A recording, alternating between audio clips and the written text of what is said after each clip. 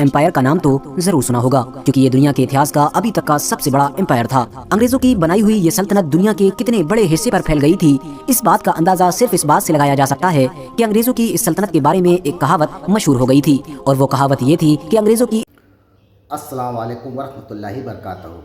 उम्मीद है आप लोग सब खैरियत से होंगे। मैं भी अल्हम्दुलिल्लाह अल्लाह का लाख लाख शुक्र एहसान खैरियत से हूँ। आज इंशाअल्लाह जिस वीडियो पर रिएक्शन देने रहे हैं RH नेटवर्क, इनके चैनल का नाम है। इनके चैनल का लिंक मैं डिस्क्रिप्शन बॉक्स में दे दूँगा। आप लोगों ने चैनल सब्सक्राइब करिएगा और मेरी वीडियो को अंत तक देखिएगा। दोस्तों, आज की वीडियो बड़ी इंपॉर्टेंट है। आज की वीडियो में हम जानेंगे ब्रिटिश एम्पायर ने भारत पे किस तरह से कब्ज़ा किया, कैसे कैसे कब्ज़ा किया, किस तरह किसको किसको शहीद किया। तमाम जो बादशाह यहाँ पे गुजरे थे उनमें से सबसे ज़्यादा जो अगर नाम आता है किसी का, वो तो है टीपू सुल्तान। टीपू सुल्तान जब तक के इस भारत देश में ज़िंदा थे, अंग्रेज़ लोग हुकूमत नहीं कर पा रहे थे, उनको शहीद करने के बाद ही अंग्रेज़ों का हुकूमत पूरी तरह से भारत में मुकम्मल तरीके से हो गया। लेकिन उससे पहले जो दौर था वो औरंगज़ेब आलमगीर का दौर था। आलमगीर औरंगज़ेब के दौर में अंग्रेज़ों ने बहुत भयानक क्या बोलते हैं जंग की थी, लेकिन वो हार गई, क्योंकि औरंगज़ेब की फ़ौज उस वक्त बहुत ताकतवर थी। यानी कि मुग़ल फ़ौज से लड़ना मतलब शिकस्त खाने के बराबर थी। तो अंग्रेज़ों को अपनी इज्जत बचाने के लिए औरंगज़ेब के महल में जाके फ़र्श पे लेट कर रो रो के उनसे मिन्नतें की थी, तब जाके औरंगज़ेब ने उन्हें माफ़ किया था। तो आइए ये सब हम जानेंगे इस वीडियो के ज़रिए से। तो वीडियो आप लोग एंड तक देखिएगा, अच्छी लगे तो शेयर करिएगा। तो चलिए बिना देरी पहले वीडियो स्टार्ट करते हैं, फिर उसके बाद बात करते हैं। दोस्तों, आप लोगों ने ब्रिटिश एम्पायर का नाम तो जरूर सुना होगा, क्योंकि ये दुनिया के इतिहास का अभी तक का सबसे बड़ा एम्पायर था। अंग्रेजों की बनाई हुई ये सल्तनत दुनिया के कितने बड़े हिस्से पर फैल गई थी, इस बात का अंदाजा सिर्फ इस बात से लगाया जा सकता है कि अंग्रेजों की इस सल्तनत के बारे में एक कहावत मशहूर हो गई थी, और वो कहावत ये थी कि अंग्रेजों की इस सल्तनत में कभी भी सूरज नहीं डूबता है, क्योंकि जब सूरज ब्रिटिश एम्पायर के किसी एक हिस्से में डूबता है तो वहीं दूसरे हिस्से में निकल भी चुका होता है। ऑस्ट्रेलिया, अमेरिका, कनाडा जैसे देश के जिनकी गिनती आज के दौर में दुनिया के सबसे ताकतवर मुल्कों में होती है, वो भी इस सल्तनत के गुलाम थे। यानी किसी दौर में इन ताकतवर देशों पर भी अंग्रेजों का ही राज हुआ करता था। इन तमाम देशों के साथ साथ अंग्रेजों ने हमारे महान भारत देश पर भी एक लंबे वक्त तक राज किया था और हमारे भारत के लोगों को भी अपना गुलाम बनाया था। दोस्तों, वैसे तो जब भी भारत देश में अंग्रेजों की राज की बात की जाती है तो सबसे पहले नवाब सिराजुद्दौला और टीपू सुल्तान जैसे बहादुर लोगों की शक्ल हमारे दिमाग में आती है, क्योंकि यही वो बहादुर लोग थे कि जिनको शहीद करने के बाद ही अंग्रेज हमारे भारत देश पर कब्जा करने में कामयाब हो सके थे। लेकिन दोस्तों, अब अगर बात की जाए इस बारे में कि आखिर अंग्रेज भारत में सबसे पहली बार कब आए थे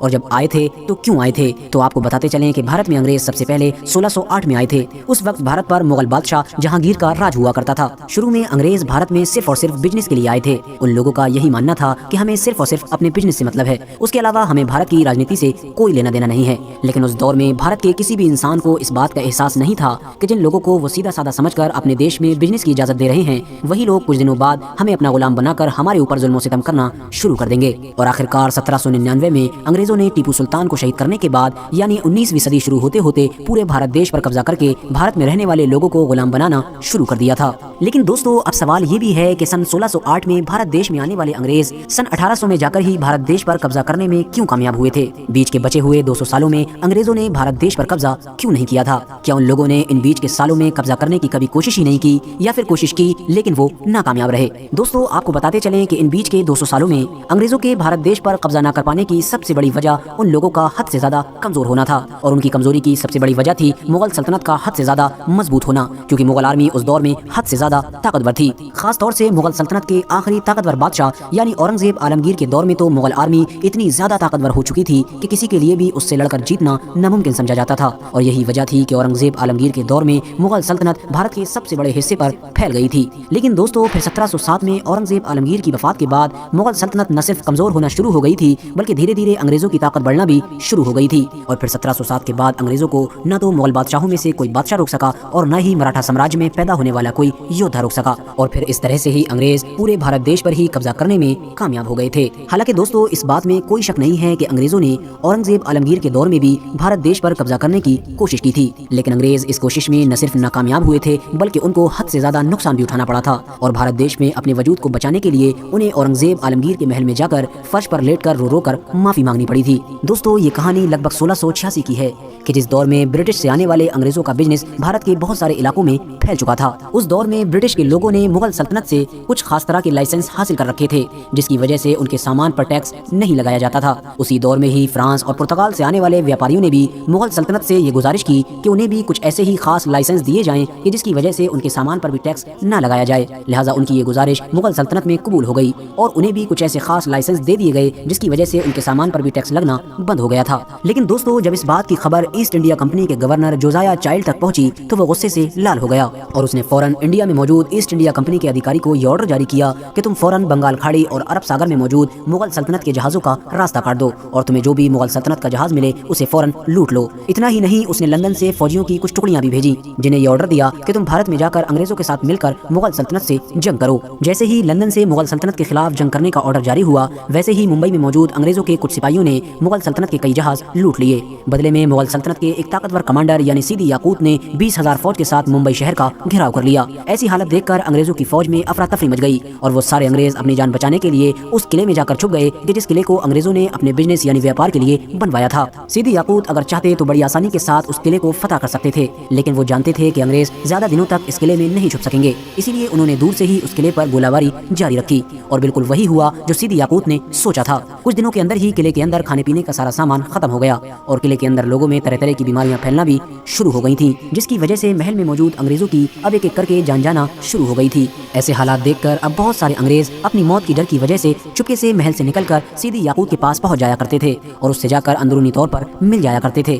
उस दौर में बहुत सारे अंग्रेजों ने इस्लाम धर्म भी अपना लिया था ताकि वो सीदी याकूत का भरोसा जीतने में कामयाब हो सकें। हालांकि दोस्तों अंग्रेजों के लिए ये परेशानी सिर्फ मुंबई में ही नहीं बल्कि बंगाल में भी थी, जहां शाइस्ता खान नाम के एक मुगल कमांडर ने अंग्रेजों को हर तरफ से घेर लिया था। यानी अब अंग्रेजों के पास अपनी हार कबूल करके माफी मांगने के अलावा कोई चारा नहीं बचा था। इसीलिए अब अंग्रेजों ने अपने 2 आदमियों को मुगल सल्तनत के आखिरी ताकतवर बादशाह यानी औरंगजेब आलमगीर के महल की तरफ रवाना किया। कई दिनों का लंबा सफर तय करने के बाद छुपते छुपाते ये दोनों लोग औरंगजेब आलमगीर के महल तक पहुंचने में कामयाब हो गए थे।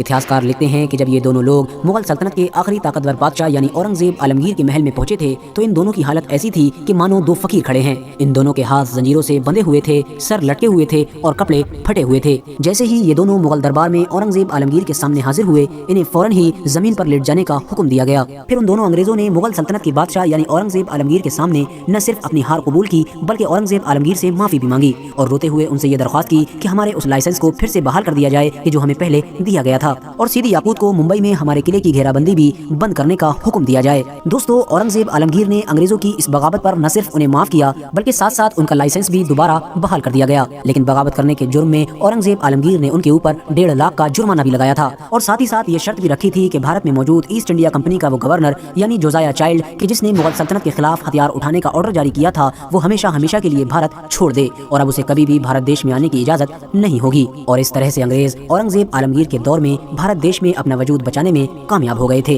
हालांकि दोस्तों सोचने की बात यह है कि अगर उस दौर में औरंगजेब आलमगीर ने अंग्रेजों को माफ न किया होता और उनकी इस बगावत की वजह से उनकी कंपनी यानी ईस्ट इंडिया कंपनी को भारत देश से हमेशा हमेशा के लिए खत्म करवा दिया होता तो शायद आज भारत देश का इतिहास कुछ और ही होता। हालांकि दोस्तों आपको बताते चले कि ज्यादातर इतिहासकारों का ये मानना है कि जोजाया चाइल्ड ने औरंगजेब आलमगीर के खिलाफ लड़ने का जो फैसला किया था वो बिल्कुल बचकाना फैसला था, क्योंकि औरंगजेब आलमगीर के दौर में मुगल सल्तनत दुनिया की सबसे ताकतवर सल्तनतों में गिनी जाती थी। एक आंकड़े के मुताबिक औरंगजेब आलमगीर की फौज की तादाद 9 लाख से भी ज्यादा थी और अमीरी का आलम यह था कि पूरी दुनिया की दौलत का 25% सिर्फ और सिर्फ भारत देश के अंदर ही मौजूद था। यानी औरंगजेब आलमगीर के दौर में भारत देश हर तरह से आज के दौर के अमेरिका की तरह था और यही वो दौर था कि जब भारत देश को एक सोने की चिड़िया बोला जाता। तो दोस्तों ये तमाम एक्शन जो हमने देखा अंग्रेज़ लोग ने किस तरह से अपने इंडिया में यानी कि भारत में कब्ज़ा किया, धोखे से समझिए सबको मारा, शहीद किया और तमाम लोगों को गुलाम बनाया, तमाम अजियतें दी यहाँ पे लोगों को।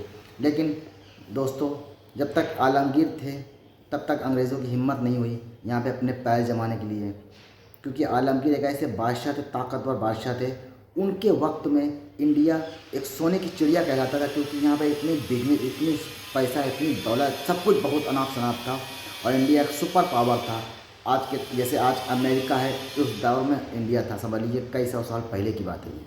तो ये थे आलमगीर के बारे में, ताकि उन सोने की चिड़िया अपना इंडिया कहलाता था। तो किसी के कहने पे ना जाएं आप लोग, हिस्ट्री पढ़ा करें।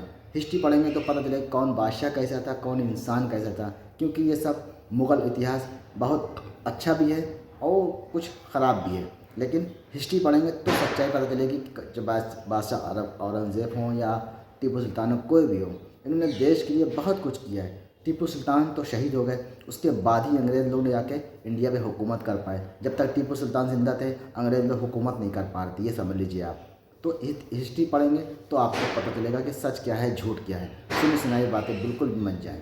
تو یہ تھا ہمارا ریشن۔ امید ہے ویڈیو آپ لوگوں کو اچھی لگی ہوگی، اچھی لگی ہو تو اس کو شیئر کریے گا۔ ہم آپ سے ملاقات کریں گے نیکسٹ ویڈیو میں، تب تک کے لیے السلام علیکم ورحمۃ اللہ وبرکاتہ۔